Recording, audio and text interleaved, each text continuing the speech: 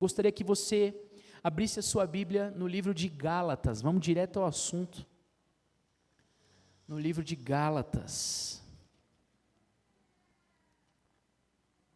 no capítulo 5, nós vamos ler a partir do verso 16, mas só abre, você não precisa ler ainda, eu quero fazer uma breve introdução. Pai, nós te louvamos por esta noite, tudo é para o teu louvor e para a tua glória, e pedimos tanto que o teu Espírito Santo prepare a nossa mente, o nosso coração para a leitura da palavra, para a reflexão bíblica, que nos leva a uma vida de demonstração e de prática de amor, amor aos meus irmãos, amor ao próximo, dentro deste entendimento do chamado deste ano, para que sejamos uma comunidade que ama e que anda junto, na certeza de que somente uma vida cheia do Espírito Santo vai nos possibilitar viver em unidade, conforme o Senhor sempre sonhou. Que a tua palavra fale grandemente ao nosso coração, em nome de Jesus, amém. Você pode dizer amém? Amém. Antes da gente ler esse texto, eu quero lembrar vocês de um momento curioso dos evangelhos. Jesus, no capítulo 14 do Evangelho de João, a gente vai perceber Jesus comunicando aos discípulos que ele precisaria partir, que ele precisaria ir. Era importante que ele fosse para que o Consolador viesse. E quem é o Consolador, meus irmãos? É o Espírito Santo. E Jesus está dizendo, eu preciso partir. Eu preciso ir, eu preciso que se cumpra aquilo que está declarado acerca do que eu vim fazer, para que o Espírito Santo venha. E eu fico pensando como deve ter sido difícil para esses discípulos entenderem isso, porque imagine, Jesus, ele é também conhecido por um dos seus nomes como Emanuel. Por que Emanuel? Porque ele é Deus conosco. Diga assim comigo, Deus conosco. Ele é Deus conosco. Então imagine, os discípulos, eles andaram com Jesus. E de repente Jesus está falando, eu preciso partir, porque existe algo que vai potencializar vocês. Existe algo melhor nesse sentido de potencializar para o ministério, que precisa vir. E é o Consolador. Num primeiro momento é nítido, você lê João, você percebe que não só neste momento, como em outros, houveram dificuldade para os discípulos entenderem realmente aquilo que Jesus estava dizendo. Porque já era uma honra para aqueles homens andarem com Jesus. Isso eles tinham convicção. Embora por vezes errantes nos seus caminhos, era uma honra para eles saber que andavam com Jesus. Como que nós, os discípulos, dizendo que caminhamos com o Deus conosco, podemos acreditar talvez, mesmo vindo dele, que pode vir algo que vai nos potencializar, vai nos fazer viver isso que estamos vivendo de uma forma ainda maior. Mas eu quero fazer você pensar a respeito disso, porque no Antigo Testamento nós vamos ver, por exemplo, Abraão. Abraão, ele foi um homem que ouvia a Deus, ele andou com Deus. Nós vamos ter, por exemplo, Davi. Davi foi um homem segundo o coração de Deus. Nós vamos ter tantos e tantos profetas que ouviram a Deus. O último desses profetas, a ponto de Jesus falar, o último deles, João Batista, Jesus fala assim, da barriga de uma mulher, do ventre de uma mulher, não haverá ninguém maior do que João. Olha só. Só que Jesus, ele está dizendo, eu preciso partir, porque o Consolador virá. Eu ando com vocês, mas este que virá, estará dentro de vocês. Abraão andou com Deus, ouviu a Deus. Davi foi homem segundo o coração de Deus, ouvia a Deus. João Batista caminhou com Jesus, e próprio Cristo afirmou, repito, de que de o ventre de uma mulher não teria outro igual João. Mas o próprio Cristo diz, ok, mas no reino de Deus, o próprio João é o último. No reino de Deus, o maior se torna o menor. Por quê? Andar com Deus e ouvir a Deus foi muito bom. Ser obediente, homem segundo o coração de Deus, foi muito bom.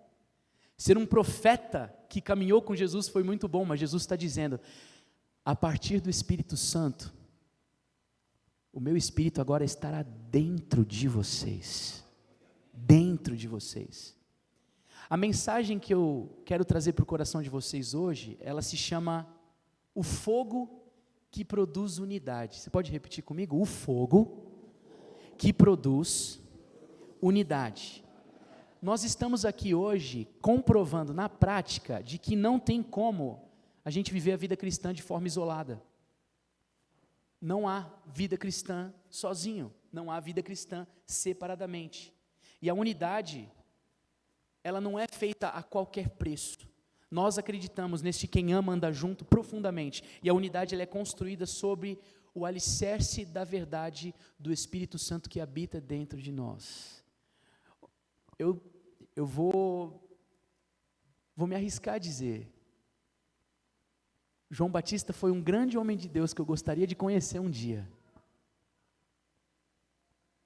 Mas eu e você somos muito especiais por termos o Espírito Santo dentro de nós. Glória a Deus que se cumpriu aquilo que estava declarado. Jesus foi obediente até o fim, o nosso Salvador. A salvação é um start maravilhoso para um caminho incrível da parte do Senhor, para uma vida que agrada a Deus, e uma vida que agrada a Deus é uma vida de unidade. É uma vida onde nós caminhamos considerando o outro, estendendo a mão para o outro, nos sujeitando ao outro, e porque amamos, andamos juntos. A partir dessa introdução, volte para a sua palavra aí, nós vamos ler Gálatas 5, nós vamos ler a partir do verso 16, vamos lá.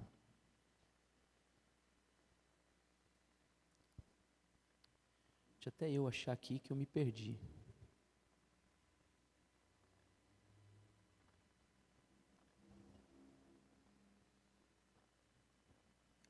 Por isso digo, vivam pelo Espírito, e de modo nenhum satisfarão os desejos da carne. Pois a carne, diz o verso 17, ela deseja o que é contrário ao Espírito, e o Espírito que é contrário à carne. Eles estão em conflito um com o outro, de modo que vocês não fazem o que desejam. Mas se vocês são guiados pelo Espírito, vocês não estão debaixo da lei.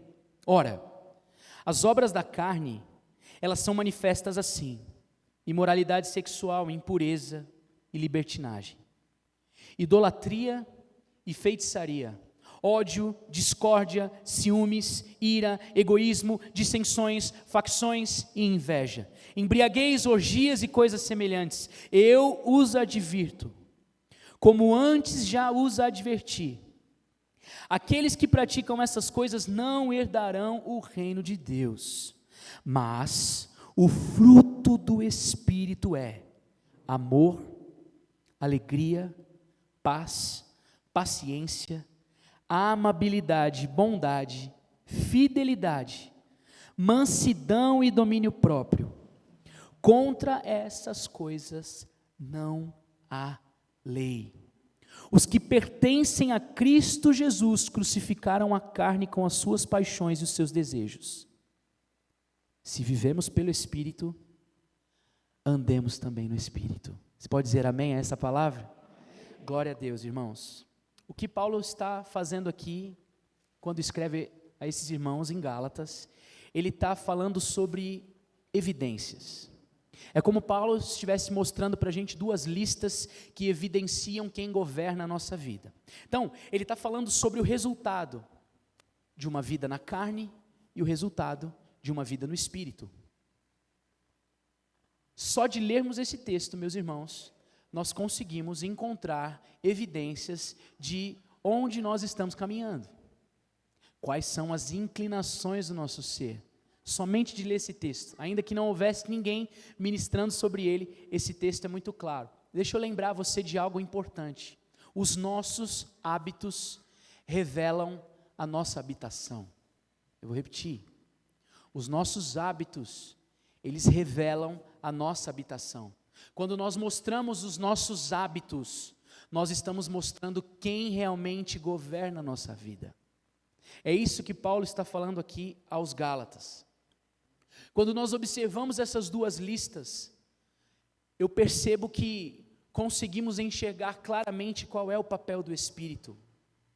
A gente passaria talvez a noite discutindo sobre cada um desses papéis na vida daquele que se deixa ser levado pela carne, e cada um desses itens, desses gomos do fruto do Espírito. Nós passaríamos muito tempo, talvez, falando somente disso. Eu não preciso ir fundo diretamente desses itens que nós acabamos de ler, dessas listas, sobre aquilo que é obra da carne e sobre aquilo que é fruto do Espírito.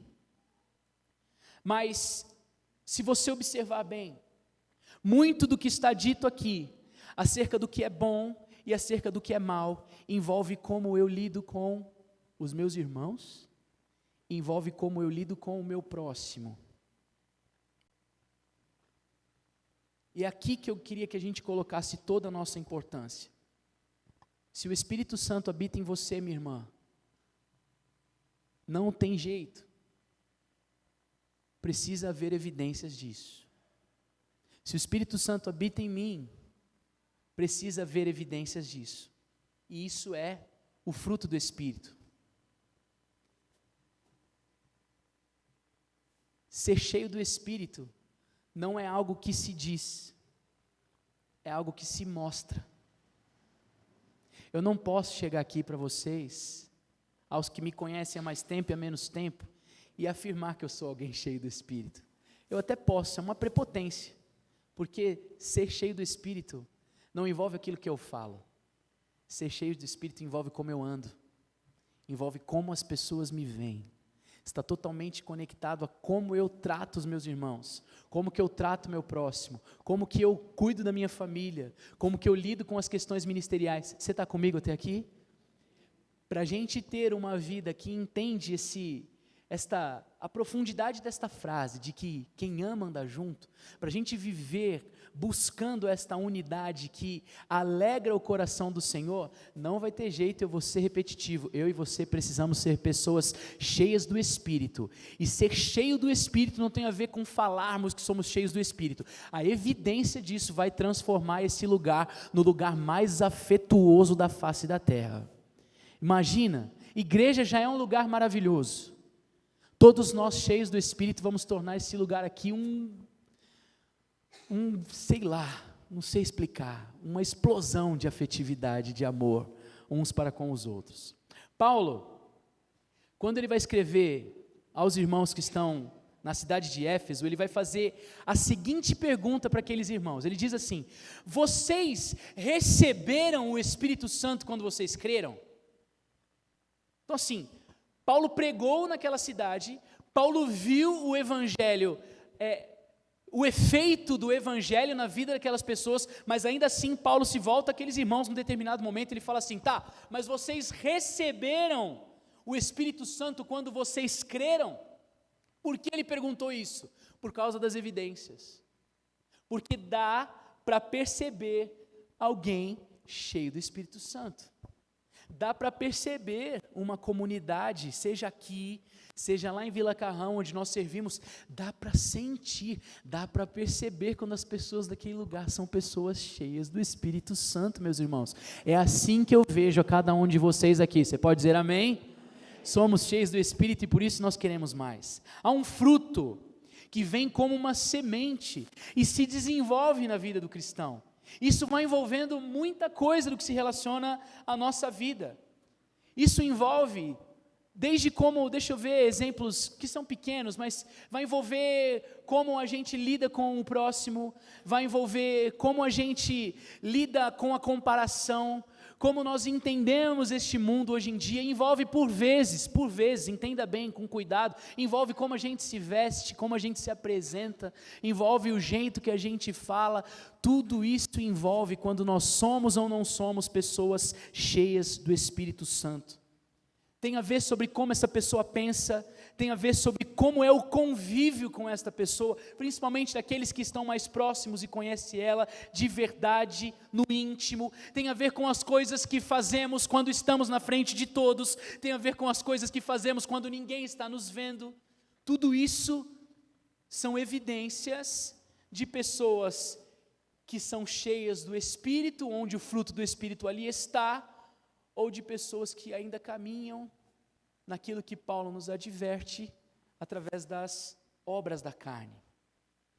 Se você olhar esse texto novamente, a partir do verso 19, as obras da carne aqui, manifestas, explicadas pelo apóstolo, elas parecem um grande cardápio, é um monte de coisa.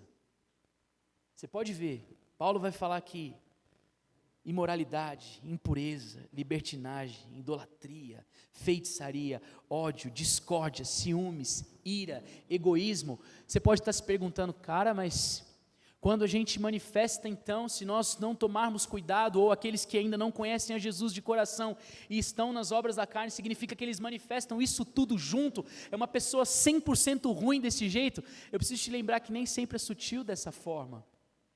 Quando nós estamos na carne, não necessariamente, e eu espero que isso não aconteça conosco, mas aqueles que estão na carne, não necessariamente significa que tudo isso vai acontecer.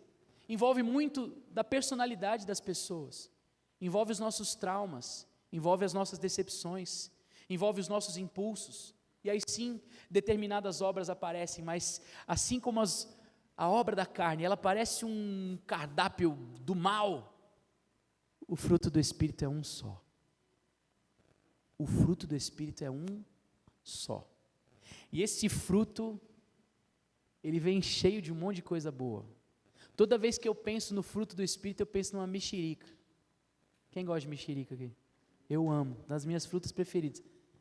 E eu sempre tenho a dúvida se mexerica e tangerina é a mesma coisa. Pastor? Ah, não, é só o nome? É só o nome.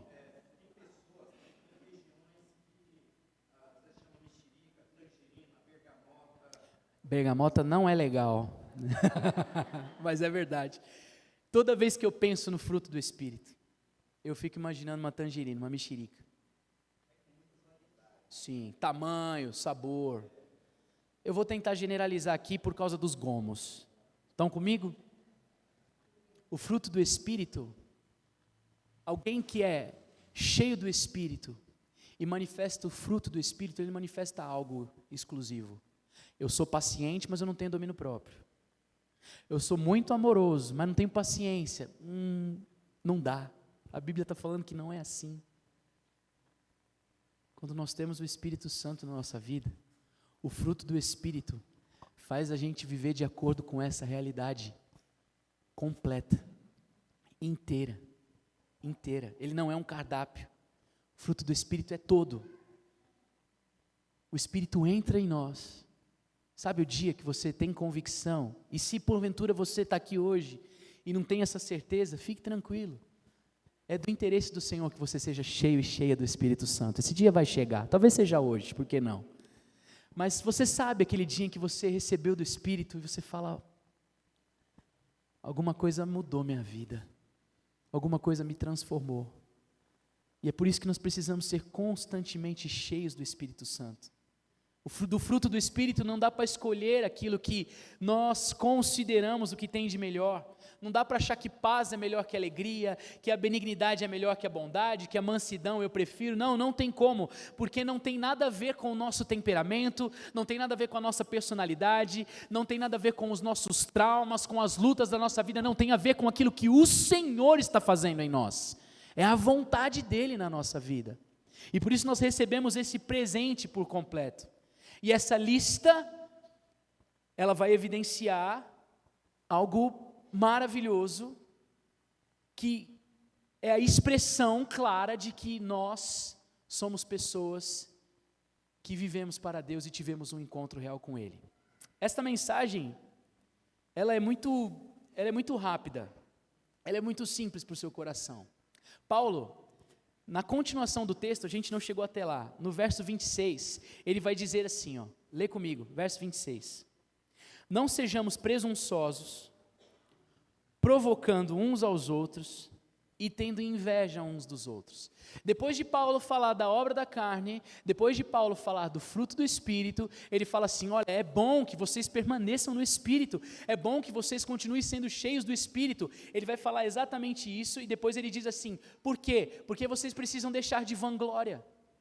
Vocês precisam deixar de provocação, vocês precisam abandonar a falta de unidade, porque se vivemos pelo Espírito, devemos caminhar pelo Espírito, isto é, nós devemos conduzir a nossa vida com as evidências de que o Espírito habita em nós. Guga, você está aqui dando uma indireta para nós da comunidade da Graça de Itaquera? Não estou dando uma indireta para a igreja de Jesus.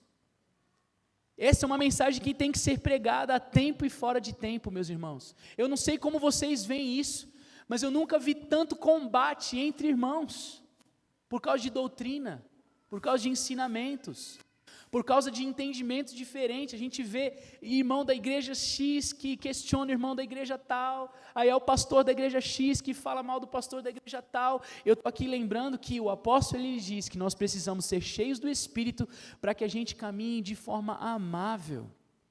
Ele fala em uma de suas cartas: seja a amabilidade de vocês conhecida por todos, porque perto está o Senhor. Já pensou? O Senhor está perto, e aquilo que o apóstolo Paulo nos orienta é: o Senhor está perto, Ele vai voltar, que vocês sejam amáveis uns com os outros, que vocês de fato coloquem em prática aquilo que foi pregado por Jesus, que a gente se ame mutualmente, que esta verdade de quem ama anda junto se cumpra na minha e na sua vida. E meus irmãos, eu não estou aqui na condição de alguém que se acha em plena perfeição nisso. Eu preciso ser alguém que ama mais, Lê.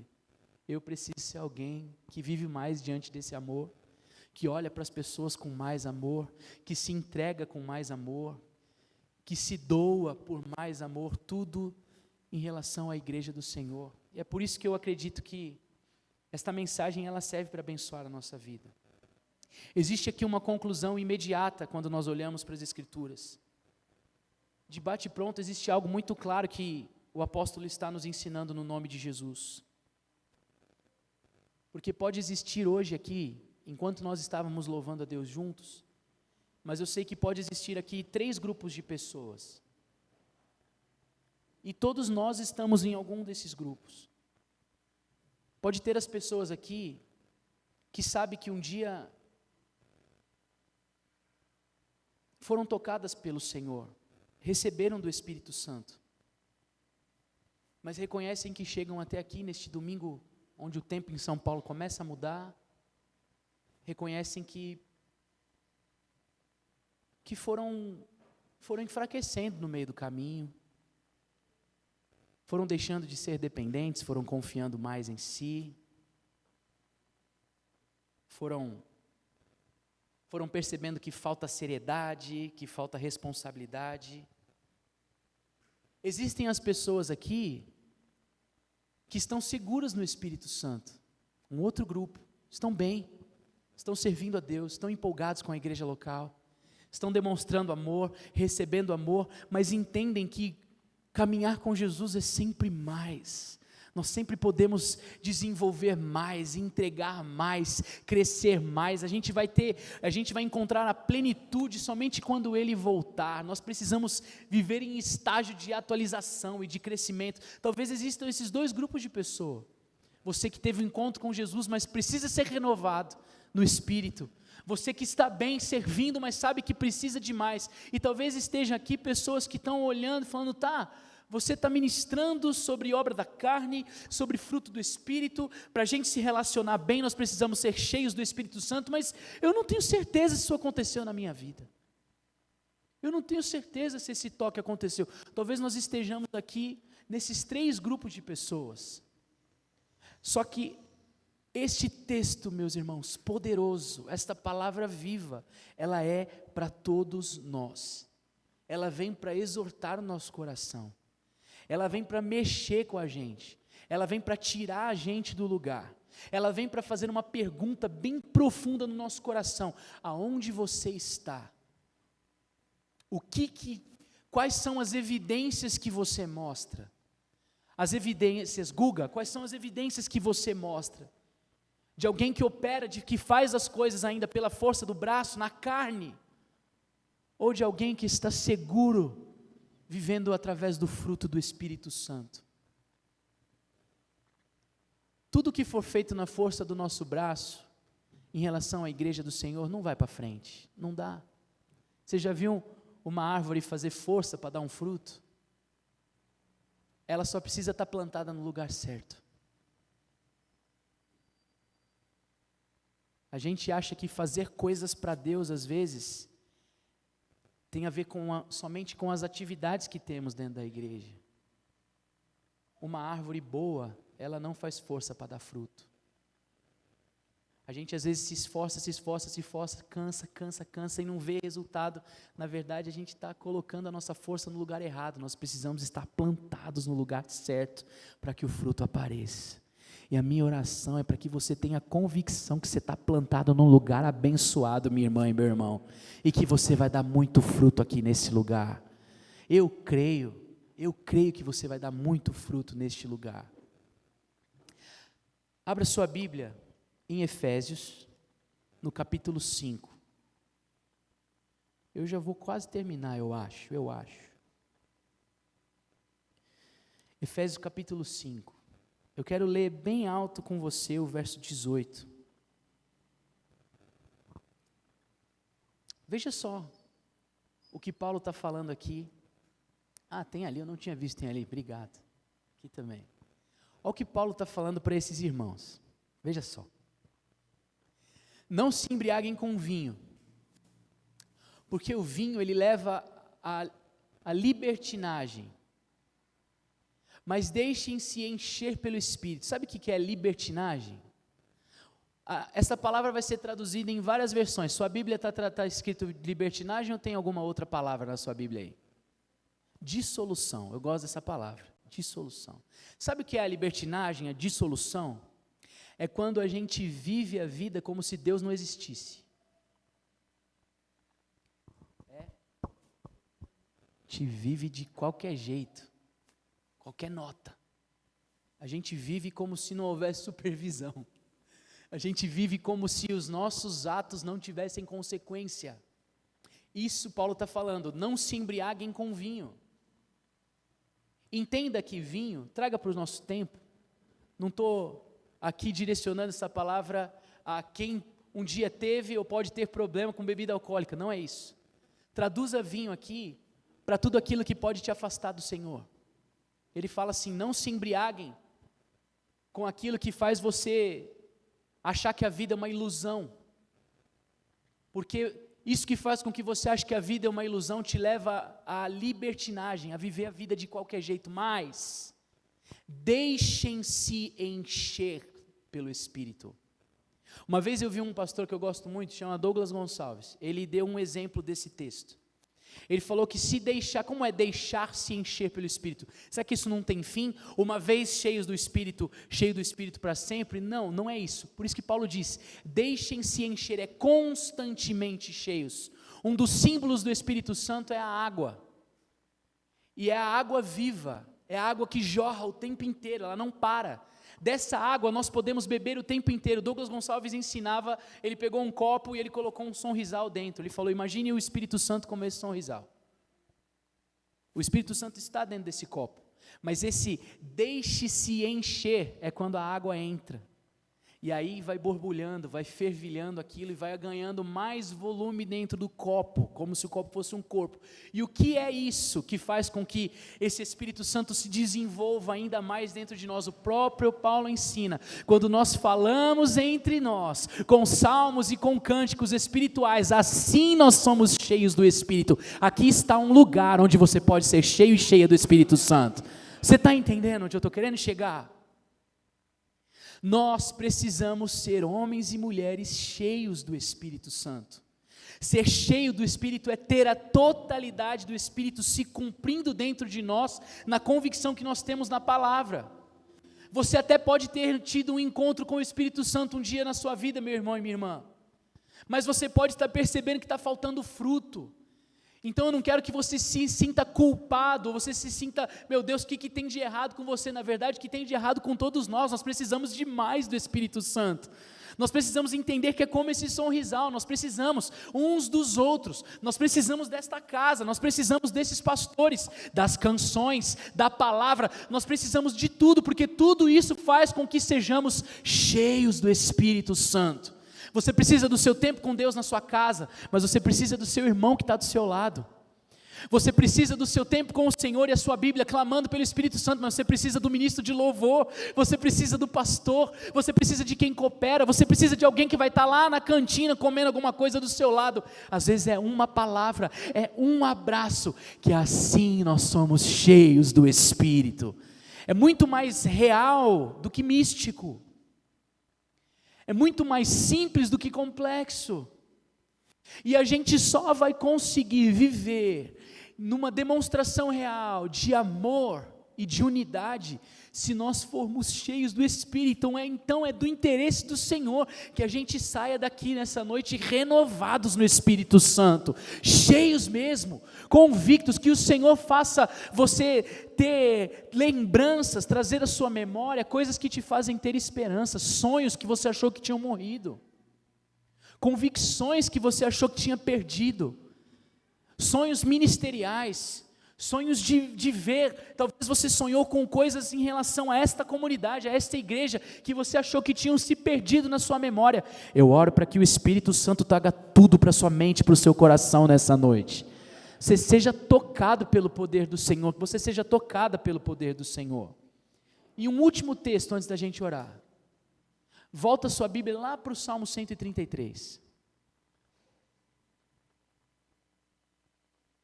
Esse é famoso. Todos são, mas esse aqui. O Davi, ele vai falar assim no Salmo 133. Como é bom e agradável quando os irmãos convivem em união. Olha só, naquele tempo, faz tempo, hein? Quando Davi disse isso, faz muito tempo. E já naquele tempo, mas como é bom, como é agradável quando os irmãos convivem em união.